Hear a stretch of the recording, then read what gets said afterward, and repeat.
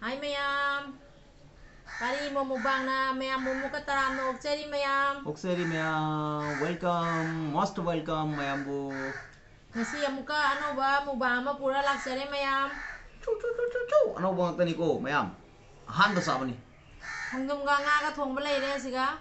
Khongdrumga ngaga fadana thongai ba. Nga matum jawre khongdrum ju tho nauri khongdrum ji ju. Asiga Habunga ako siga di puthi hai. ako je puthi. Asi mapum moina tawre. Asina nomhanga manado. Nomhanga mapando ga alu ga tawraga kangsu ama tawre. Miet pa. Asiga Broccoli do half fry tawre. asidegi favorite ni hai pata khai ja re. Asiga kangsoi khara leire. Keng soy hawai thrak jumda panba hawai thrak apa bado adu gi kangsoi leire. Adu di mayam ngasi gi mukbang se ano bang atani pura lakchare do mayam na nusibuna khoi gi pari mo mukbang channel asibo support to biu ano boichina oi bata kana subscribe to biramo like share comment to biu mayam Kobi ganu mayam like comment share subscribe to view mayam na yu mayam gi damak ni chari bas mayam na nuksi bi ready akoi se zara mayam gi makhut ni punamak mayam da yengan bagi tamak ta sabani hai nya ba na hai oh sorry mayam gi tamak ta sari ne mayam da yengan bagi ai khuja thi ba sakta se na chari bu khuja se mayam da yengan bagi ai kun hamjara bani do huji amuka hamme mayam adu di chaba horsi ai di sak thi ba ko na cha ba sa thi bani mayam ora bo yadi okay lai he piece se kakhle he mayam tu mayam piece se kakhle ai haure ge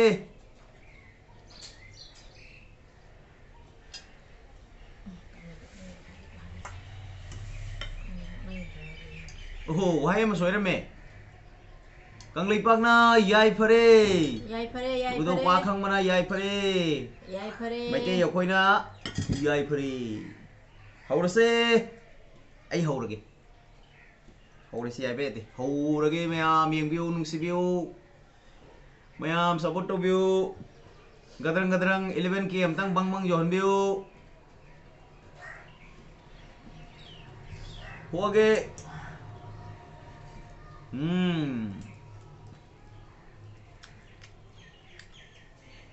hoi nè ahamba sidi lagi adu lo ko isina mayam puna maki ahamba chakom se broccoli hayum si da ba may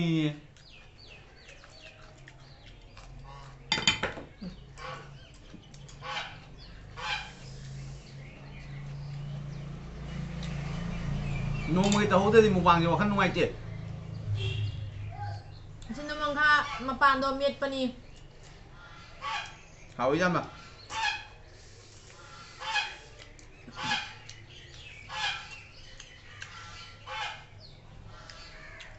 mama mana amit pa mapan amit pa si mayam usana ram manila kau na tro mayam kamen dai biro aina alu ma nga laga kangsu to bani namanga mapan se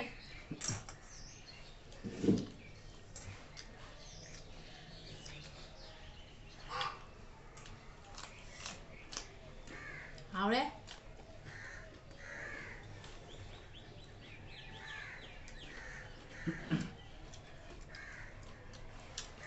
kha di khaya ba kha cho haure cha ba su phai i haksan jam pa ba pone namo ngam mapan se hidak ni hidak si de hidak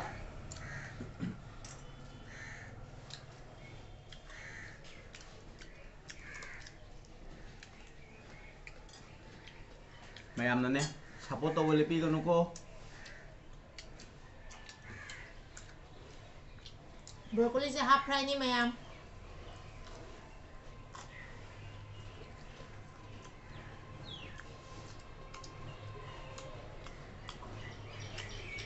broccoli half fry cho hỏi na mayam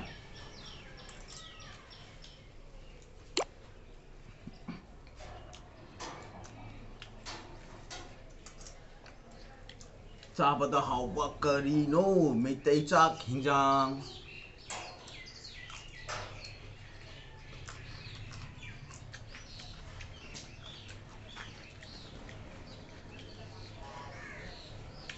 अरे कुछ ना तुम पैसा ले मैं हम बोकोली से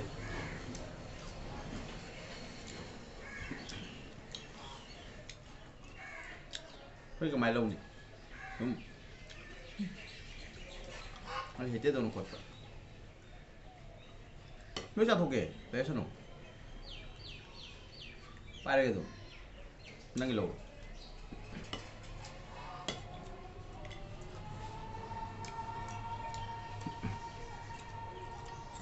चमना थोंबा चम थोंग chắc chắn không thấy sao Sumi sorry सच्चा मतलब इसे सब पकड़ते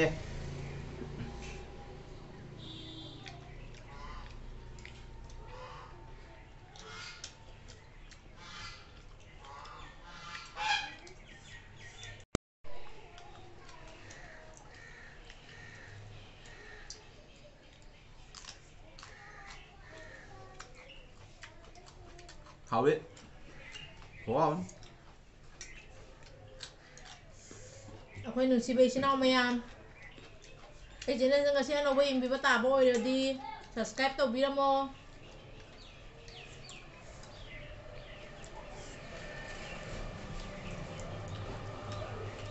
subscribe to biramo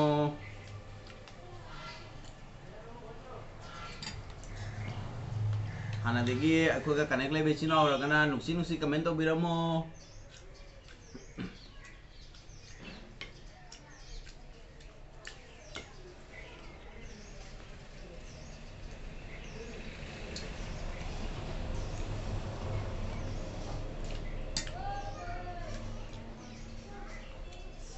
broccoli se hing na sa patak in half fry na haure na half fry to woni mayam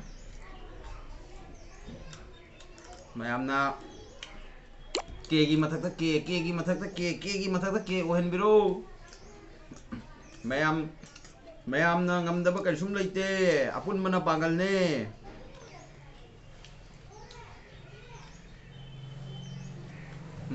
Không làm ăn nghề cái giống kia năng lâu giờ tôi một kiểu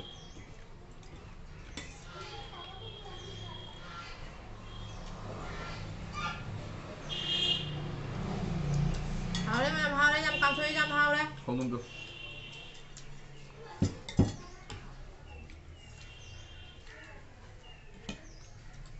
Khongdrumga ngaga thongba su hauri không đúng mấy phải rất là mùi lề ông lấy bên nhau không đúng chắc chắn là bảo tụi máy ơi thì khi không đúng phải rất là mùi lề có khăn ngoài đấy xin ông mẹ mình nụ xí này khang cái sạch thế rồi đấy ní khăn bạ sa cái thùng cái này xin ông mẹ nó mà tiếng tôi này khang nghe không đúng sẽ làm rất là mùi lề vậy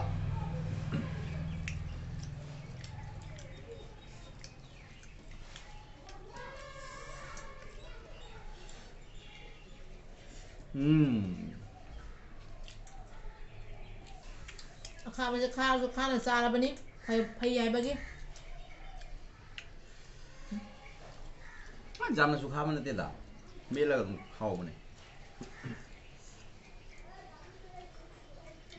ไอ้ที่คาย aina chawa ngam da ba hei asin ba ngam dre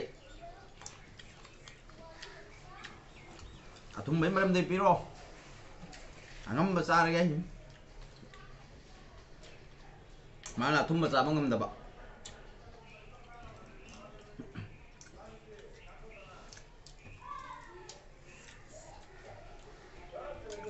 buguti ma pandai na jauri mana bani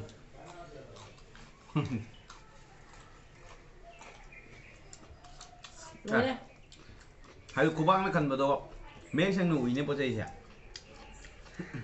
ai bokoli u da ba jam to hola ke na ubro mem ne phai ni sen phai na yang sumai utai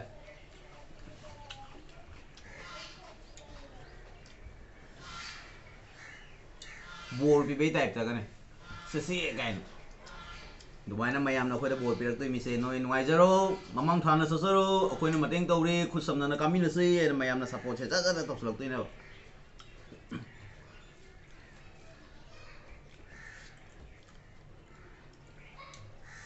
Mga mapana khapa sidi khuk kham ni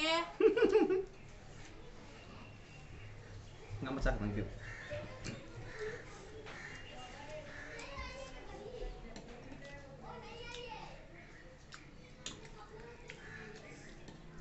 Sẽ có cũng mà thầm cái đó mình tắc tắc sập rồi.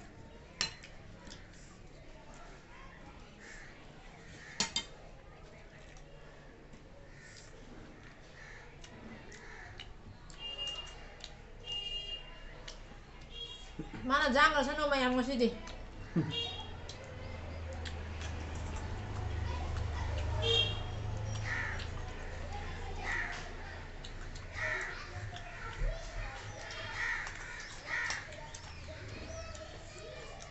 Okay. Comment kia nusiba comment mayam lại. Một thứ kia sẽ dùng nó phà cái nó ngài lên bạ. Xin mà mang cái phà cái rồi cái comment sẽ. Thứ kia dùng nó phà là cái.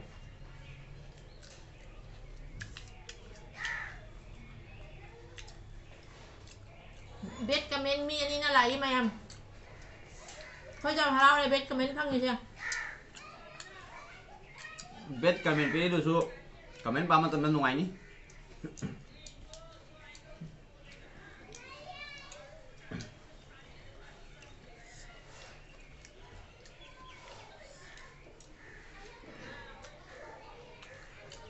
Nusi na bet comment pilay ni.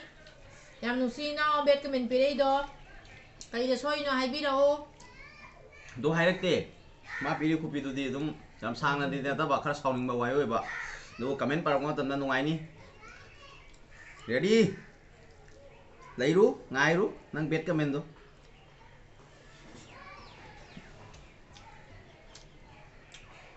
Anh ngang thưa có một tuần nạp pun chính YouTube có tổng mình với channel bài và mình nó một tụi mà nó ngang nó bảo mình đây mà say tẹt cả là ngay ru, ai bet comment mẹ to anh ấy căng tăng nè, anh ngang thưa kìa bạn nạp pun chính channel tổng mình với tôi nè mình đây mà sao tổng nó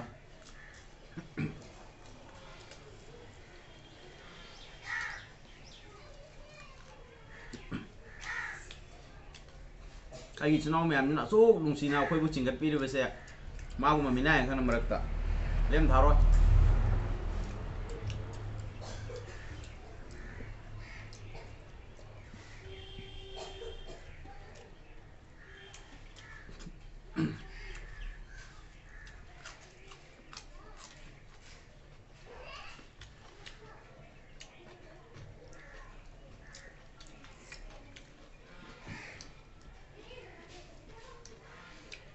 Ay kay sum kan bi den nang bet comment doi now. Anga ma bet comment to ro. Ay kay sum kan bi de. mà đi ăn phải à thằng đâu ngâm mẹ ai đi ngâm đi comment pa mà tao na thằng là tao nè mà tao vô đó khăng này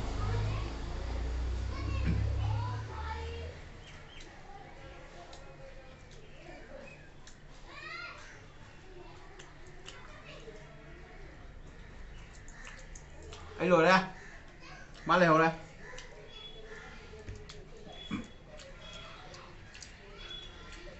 Masih sum bet comment to video oi now. Video yang video na hen mani.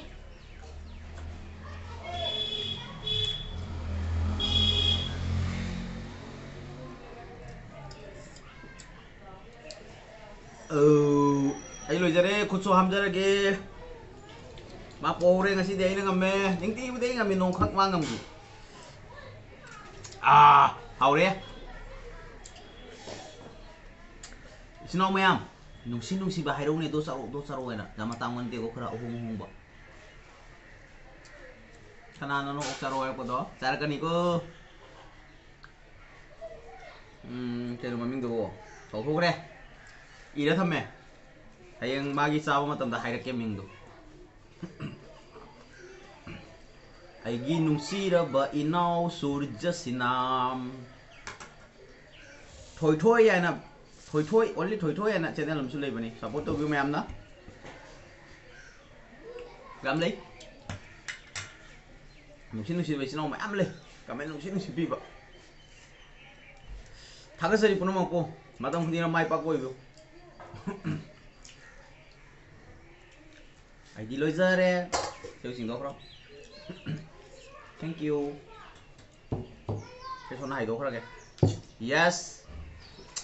Ok ta đấy. Chào mọi người chơi đấy mayam. Lôi đi. Khuất sẽ phải na tao gắt xí. Asam nusi biduna khoi gi pari mo mukbang channel asibu mayam na support to bio nusi biduna subscribe to bio. Tao đi đây chino mayam. Like share comment to bio chino mayam.